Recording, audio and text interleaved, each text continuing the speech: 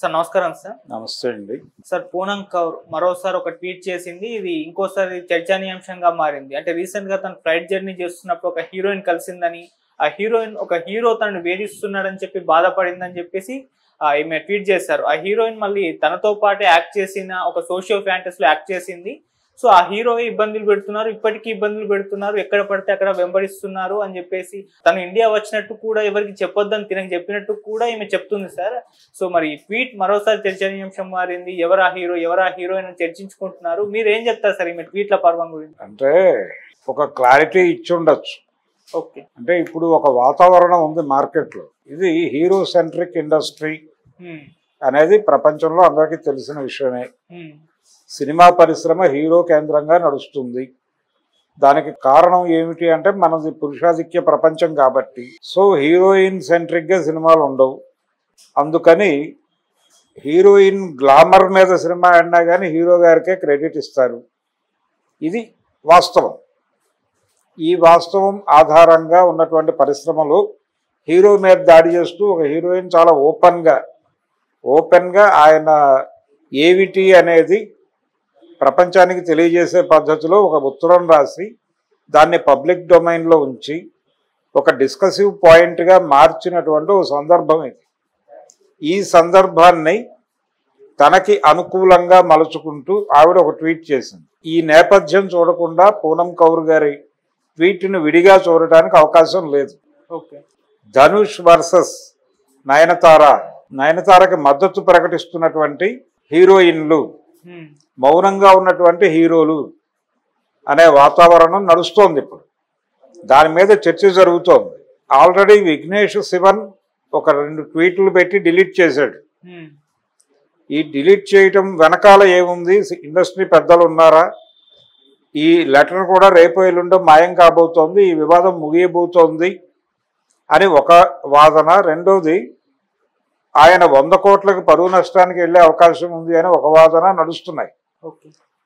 ఇది రగులుతున్న టైంలోనే సుచిత్ర అనేటువంటి ఒక సింగరు అసలు ఇతను వేధించని మహిళ ఉందా ఇండస్ట్రీలో అని ఒక కామెంట్ చేసింది. 150 మంది మహిళలను ఆయన హెరాస్ చేశాడు అని వాడు ఒక ఫిగర్ కూడా ప్రకటించాడు. అంటే దానికి ప్రాతిపదిక ఏమిటి? యావరేజ్గా ప్రతి సినిమాలోనూ 3 మహిళలు ఉంటే ఆ 3ని ధనుష్ వేధించి ఉంటాడు. కాబట్టి 50 × 3 150 అన్నారు. ఇలా ఎవరి పద్ధతిలో వాళ్ళు మాట్లాడుతున్నారు. అంటే తగిన వాతావరణంలో తగిన ప్రకటన ఇవ్వటం ద్వారా గుర్తింపులో ఉండటం అనేది ఒక ప్రోగ్రాం. తనని తాను లైవ్లో ఉంచుకోవటం కోసం పూనం కౌర్ ఈ ప్రస్తావన చేశారా ఇప్పుడు? అంటే ఒక హీరో ఒక హీరోయిన్ని వేధించాడు. హీరోలు హీరోయిన్లను వేధించడం అనేది కొత్త కథ కాదు.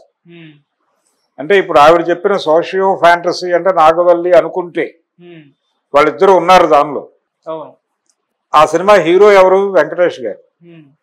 సో వెంకటేష్ వచ్చి లైన్లో నిలబడతాడు ఇప్పుడు ధనుష్ పక్కన. ధనుష్ నటించినటువంటి ఒక తమిళ సినిమా తెలుగు రీమేక్లో ఈయన చేశాడు, అసురన్ చేశాడు కదా.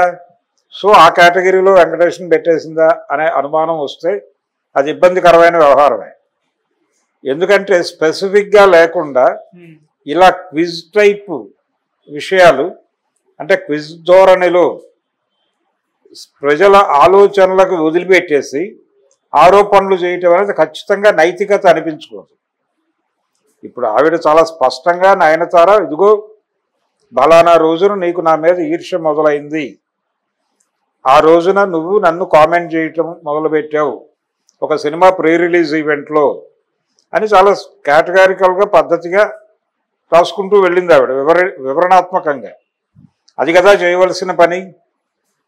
అది కాకుండా ఏది మాట్లాడినా అది ఎవరికో ఒక్కొక్కడు ఒక్కొక్క దానికి ఆపాదించుకుంటారు. రిచా గంగోపాధ్యాయ అనేది ఒక స్పెక్యులేషన్, అది వాస్తవం అవునా కాదా అనేది వేరు. ఇంకేదైనా లాంగ్వేజ్లో చేసిందా? ఇంకేదైనా లాంగ్వేజ్లో ఒకవేళ ధనుషే ఉన్నాడా సీన్లో? సోషియో ఫ్యాంటసీ అని ఏ ధోరణిలో అంది ఆవిడ అనేది క్లారిఫికేషన్ ఇవ్వడానికి మళ్ళీ ఆవిడ ఉండదు అక్కడ. సో ఇది స్వీపింగ్ కామెంట్. అంటే హిట్ అండ్ రన్ లాంటి గొడవలు ఇవి. ఈ హిట్ అండ్ రన్ కేసులు సీరియస్గా ప్రపంచం పట్టించుకోనక్కర్లేదు. ఎందుకంటే సీరియస్ అంటే రెండోది అక్కడ తప్పించుకోవటానికి ఒక సాకు చెప్పింది ఆవిడ. నేను ఎందుకు ఈ పేర్లు ప్రస్తావించటం లేదు అంటే సదరు నటి ప్రస్తుతం ఈ దేశంలో లేదు. ఆవిడ ఏదో పని మీద ఇక్కడికి వచ్చారు. ఇక్కడ కొన్ని సినిమాల్లో నటించి విదేశాలకు వెళ్ళిపోయిన నటీమణులు ఎవరో కూడా సెర్చ్ చేయాలి గూగుల్లోకి వెళ్ళి. ఇలా ఆవిడ 100 రకాల క్విజ్ క్వశ్చన్స్ పెట్టింది అక్కడ.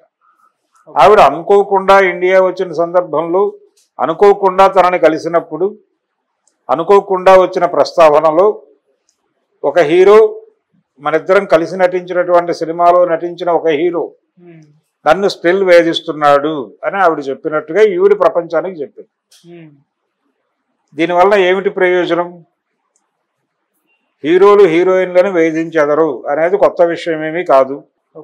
ఆల్రెడీ గతంలో జమున అనేటువంటి ఒక హీరోయిన్ గారు ఆనాటి హీరో, అగ్ర హీరో అయినటువంటి అక్కినేని నాగేశ్వరరావు గారి మీద ఇలాంటి ఆరోపణ చాలా బహిరంగంగానే చేసే ఉన్నారు. అంటే ఆయన తనని బాయ్కాట్ చేశాడు. తాను బాయ్కాట్ చేయటం మాత్రమే కాదు, అంటే ఇది చిన్న రిఫ్ట్ వచ్చి ఆవిడ్ని నా సినిమాల్లో బుక్ చేయకండి అని తన నిర్మాతలకు చెప్పుకున్నాడు. ఆయన చేయటం మాత్రమే కాకుండా తన సహనటుడైనటువంటి నందమూరి తారక రామారావు గారిని కూడా కన్విన్స్ చేసి ఆయనకి ఈ వివాదంతో సంబంధం లేదు, వారి ధోరణిలో వారు ఉండేవారు. ఆయన దగ్గరికి వెళ్ళి క్రమశిక్షణ తప్పి ప్రవర్తిస్తోందనే సాకు చెప్పి మీరు కూడా బుద్ధి చెప్పాలి కదా అన్నగారు, మీరు కూడా బాయ్కాట్ చేయండి అంటే చేశాడు ఆయన కామౌసు అనుకుని. ఆయన దగ్గర ఎవరు మొదట వెళ్ళి చెబితే అది వింటాడు ఆయన. తర్వాత వాళ్ళ ఆర్గ్యుమెంట్ చెప్పుకున్నా వినడు. అదొక గొడవ, అదొక ధోరణి ఉండేది ఆయన దగ్గర. అందుకని వారు కూడా విన్నారు. తర్వాత చక్రపాణి గారు, కేవీ రెడ్డి గారు కోప్పడితే వీళ్ళిద్దరూ కంట్రోల్లోకి వచ్చి మళ్ళీ నటించారు. కానీ ఆ వివాదానికి కారణం ఏమిటి? ఆవిడ క్రమశిక్షణ లేకుండా బిహేవ్ చేయటం అనేది చెప్పారు వీళ్ళు. నాగేశ్వరరావు గారు చెప్పాడు. కానీ వాస్తవం అది కాదు అనే విషయం ఇండస్ట్రీలో అందరికీ తెలుసు. జమున గారు నర్మగర్భంగా చెప్పారు. అంటే ఇంటిమేట్ సీన్స్లో కొంచెం ఇబ్బందికరంగా ఆయన బిహేవ్ చేసేవారు అనేది ఆరోపణ. ఇది ఆవిడ చెప్పడానికి కొంచెం ఇబ్బంది పడేవారు. అంటే హీరో వర్షిప్ ఉంటుంది, హీరో సెంట్రిక్ ఇండస్ట్రీ కాబట్టి ఇలాంటివి మాట్లాడితే అదంత బాగుంటుందా బాగోదా, కెరియర్కి ఎలా ఎఫెక్ట్ అవుతుంది, ఇలాంటి ఆలోచనలు ఖచ్చితంగా ఉంటాయి. అందుకని మాట్లాడు. ఈ అణచివేత కొనసాగుతుంది. ఈ అణచివేత ఉంది కాబట్టే ఇప్పుడు నయనతార మాట్లాడగానే అంతమంది హీరోయిన్లు స్పందించారు.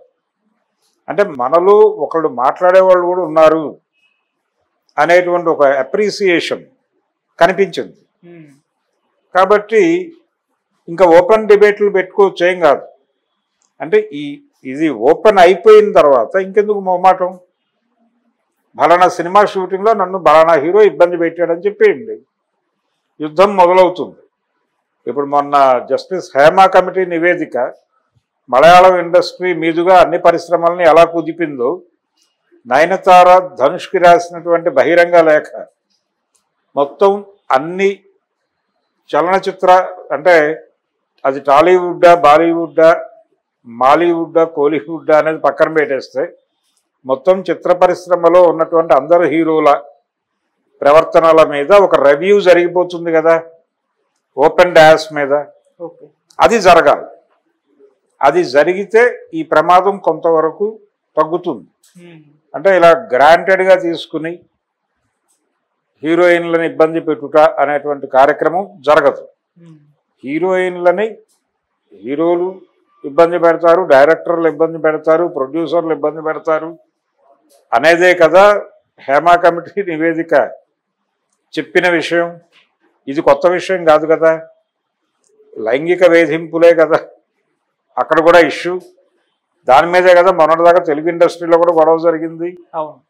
ఇంకా నర్మగర్భంగా మాట్లాడుకోవడం ఏముంది? ఓపెన్గా చెప్పేసుకోవచ్చు. కాకపోతే ఆవిడ వద్దని చెప్పింది కాబట్టి నేను ఆ పేర్లు చెప్పడం లేదు అని ఒక సాకు చెప్పింది ఈవిడ. ఇది కొత్త విషయం ఏం కాదు, ఎవరైనా కావచ్చు.